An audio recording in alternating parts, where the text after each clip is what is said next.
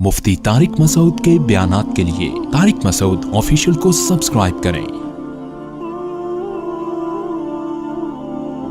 طارق مسعود official.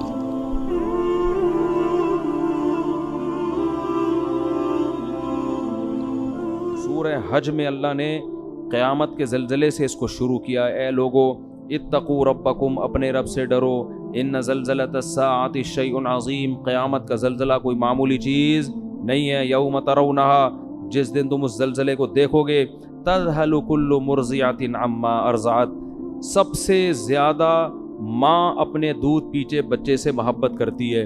اللہ فرماتے ہیں ہر دودھ پلانے والی، چاہے وہ انسان ہو یا جانور ہو، وہ اپنے دودھ پلانے والے بچے سے اس زلزلے کو دیکھ کر غافل ہو جائے گی۔ وَتَضَعُ كُلُّ ذَاتِ حَمْلٍ حَمْلَهَا، ہر حمل والی عورت یا جانور وہ اپنے بچے کو اس ٹینشن سے گرا دیں گے۔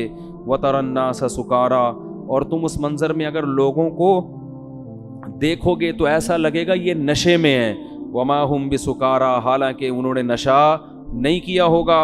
وَلَٰكِنَّ عَذَابَ اللَّهِ الشَّدِيدُ، اللہ کا عذاب بہت سخت ہوگا۔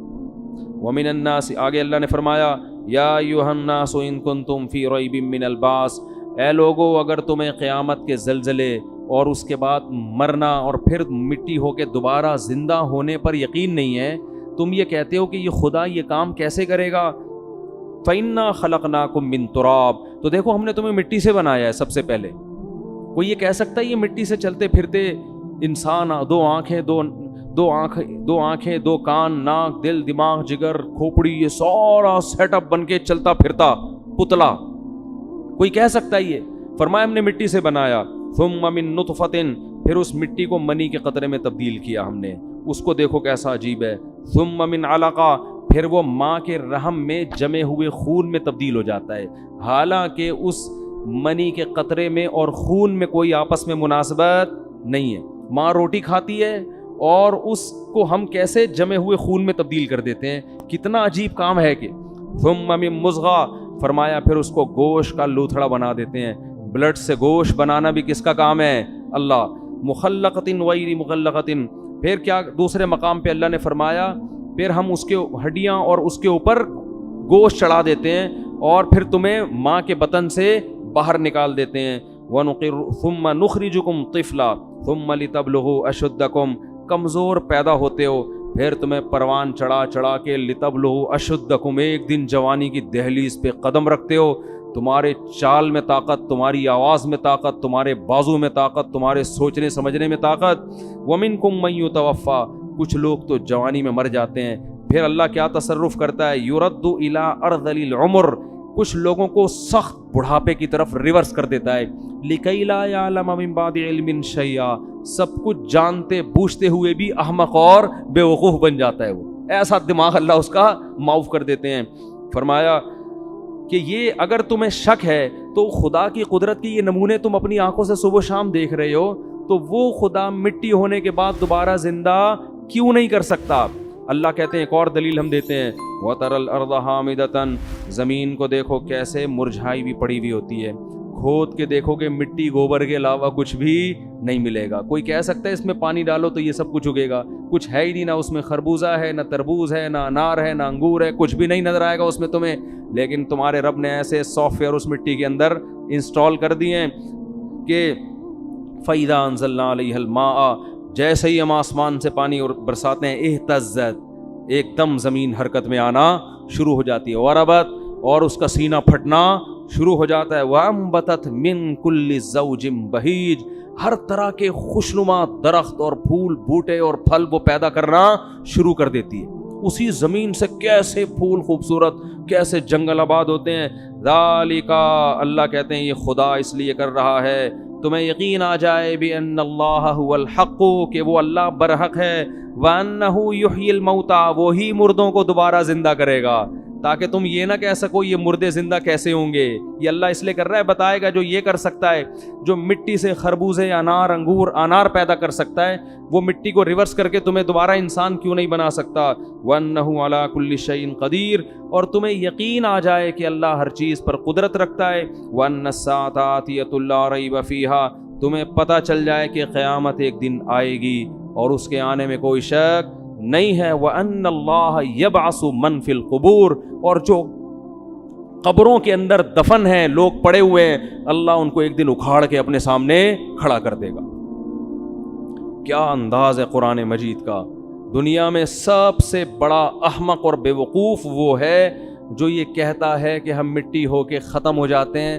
بھلا کون اس مٹی میں دوبارہ جان ڈالے گا؟ صبح و شام اللہ پانی برسا کے مٹیوں میں ہی تو جان ڈال رہا ہے جو ہم کھا رہے ہیں. یہ انار مٹی ہی تو ہے جو آپ کھاتے ہو, یہ کھجور مٹی ہی تو ہے جو ہم کھاتے ہیں, یہ روٹی مٹی ہی تو ہے جو ہم کھاتے ہیں, گوشت مٹی ہی تو ہے جو جانور نے کھایا اور اس سے گوشت بنا, دودھ مٹی ہی تو ہے. یہ سارے, اور ہم بھی تو مٹی ہیں. مٹی سے کیسے مختلف چیزیں اس نے بنا دیں, اس پہ نہیں مان رہے کہ اللہ کی قدرت, اور اعتراض کس پہ کر رہے ہیں؟ مٹی سے دوبارہ انسان کیسے بنے گا. تو اللہ فرماتے ہیں یہ سب ہم اس لیے تو اپنے قدرت کے نمونے دکھا رہے ہیں تاکہ تمہیں پتہ چل جائے. پھر اللہ کہتے ہیں وَمِنَ النَّاسِ مَن يُجَادِلُ فِي اللَّهِ بِغَيْرِ عِلْمٍ, بہت سے لوگ ایسے ہیں جو اللہ کے بارے میں بغیر دلیل کے جھگڑتے ہیں. کیا جھگڑنا؟ وہی اللہ کہہ رہا ہے زندہ کروں گا اور یہ کہتے ہیں نہیں ہوگا. فرماتے ہیں ان کا انداز کیا ہوتا ہے؟ ثانی عطفہ, جب ان کے سامنے اللہ کی آیات تلاوت کی جاتی ہیں کہ تم زندہ ہوگے, تمہیں حساب دینا ہے, تو یہ اپنے پہلو کو موڑ لیتے ہیں وہاں سے. چلو یار کوئی اور بات کرو, یہ کیا قصے کہانیاں لے کے بیٹھ گئے. یہ انداز ہے قرآن کا. ثانی عطف, اپنے پہلو کو کیا کر لیتا ہے؟ فولڈ کر لیتا ہے, فوراً موو کرتا ہے وہاں. کھانے پینے کی بات ہو, خربوزے کی بات ہو, تربوز کی بات ہو, سموسے کی بات ہو, توجہ کرے گا, ہاں جی ذرا اونچا بولیں, کیا کہہ رہے ہیں آپ. پیسوں کی بات ہو, بحریہ ٹاؤن کی بات ہو, گاڑیوں کی بات ہو, 4 شادیوں کی بات ہو, کرے نہ کرے لیکن سنے گا شوق سے. لیکن جب بات ہوگی کہ تمہیں ایک دن خدا زندہ کر کے حساب دے گا, تو قرآن کہہ رہا ہے ثانی عطفہ, اپنے پہلو کو فوراً کیا کرتے ہیں؟ موڑتے ہیں. کیوں؟ یعنی ٹاپک کو کیا کرو بھائی, چینج. جیسے ہوٹلوں میں لکھا ہوتا ہے نا, سیاسی باتیں کرنے پر پابندی ہے, پھٹا ہو جاتا ہے نا بعض دفعہ. تو یہی ہمارا مزاج ہے. ثانی عطفہ لیضل عن سبیل اللہ. ایک آیت پڑھ کے بس درس کو ختم کرتا ہوں. اللہ نے فرمایا وَمِنَ النَّاسِ مَن يَعْبُدُ اللَّهَ عَلَى حَرْفٍ, کچھ لوگ ایمان لے بھی آتے ہیں. فرمایا کچھ ایسے ہیں جو مان بھی جاتے ہیں, لیکن ان کا انداز کیا ہوتا ہے؟ وہ اللہ کی عبادت کرتے ہیں کنارے پہ کھڑے ہو کر. فَإِنْ أَصَابَهُ خَيْرٌ اطمأنَّ بِهِ, اگر اسلام میں فائدہ نظر آ رہا ہے, بہت زبردست مذہب ہے اسلام, واقعی اسلام پہ چلنا چاہیے. سمجھ میں آ رہی ہے بات؟ جب زکوٰۃ لینی ہو تو اسلام, کیونکہ اسلام نے زکوٰۃ کو فرض کیا, بہت اچھا حکم ہے, لائیے زکوٰۃ نکالیے, ٹھیک ہے نا. جب دینے کی باری آئی, لوگ کہتے ہیں میرے پر 1 کروڑ روپے 2.5 لاکھ زکوٰۃ بن رہی ہے, 2.5 لاکھ کون دے گا؟ وہ بھائی 1 کروڑ بھی تو ہے تیرے پاس, اس کو نہیں دیکھ رہا, 1 کروڑ کو نہیں دیکھے گا, جو 2.5 لاکھ نکل رہے ہیں نا اس پہ موت آ رہی ہے. اور صرف زکوٰۃ نہیں, اسلام تو کہہ رہا ہے اور بھی سخاوت کرو, ہاتھ کھولو اللہ کی راہ میں اپنا, مرنا ہے ختم ہوئے. ہم چائنیز کی طرح یہ پیسہ قبر میں تھوڑی لے کر جائیں گے. وہ ملیشیا میں قبرستان ہے نا, چائنا والے ڈالر کے اتنے بڑے بڑے وہ کرنسیاں لے کے اپنے ساتھ دفن ہوتے ہیں, قبرستان ہے وہاں پہ. تو ہمارا تو یہ نظریہ ہے کہ یہ نوٹ ہم اپنے ساتھ قبر میں نہیں لے کے جائیں گے, یہاں جو خرچ کر دیے وہ آخرت, وہ قبر میں پہلے پہنچ گئے, اس کی نیکی پہنچ جائے گی. تو اللہ فرماتے ہیں کہ جب کوئی ان کو خوشی پہنچتی ہے, اطمئن بھی, تو مطمئن ہوتے ہیں. اسلام بڑا زبردست مذہب ہے. وَإِنَّ 4 شادیاں کی باتیں بھی ہیں بھائی اسلام میں. وَإِنَّ أَصَابَتْهُ فِتْنَةٌ, جب کوئی آزمائش آتی ہے, انقلب علی وجہہ, الٹے منہ اسلام سے واپس پھرتے ہیں. تو یہ اپنے مطلب کا مذہب ہے. خسرت دنیا والآخرہ, فرمائے یہ دنیا میں بھی برباد اور آخرت میں بھی. اسی طرح یاد رکھو کہ خواہشات کی بیس پر اپنا مسلک چھوڑنا بھی اسی میں داخل ہے. طلاقیں دے دے کے اہل حدیث سے جو فتویٰ لے کے آتے ہیں نا, ان پہ بھی یہی آیتیں فٹ ہو رہی ہیں. ابھی تک تو 4 امام اہل سنت والجماعت کے سمجھ میں آ رہے تھے, جیسے ہی 3 طلاقیں دے دیں تو اب کہاں جا رہا ہے؟ خواہشات پوری کرنے کے وہاں سے. تو اس سے بیوی حلال نہیں ہوگی, اس کو سمجھ لو. تو اور ان لوگوں کی زندگی میں کبھی بھی سکون نہیں آتا.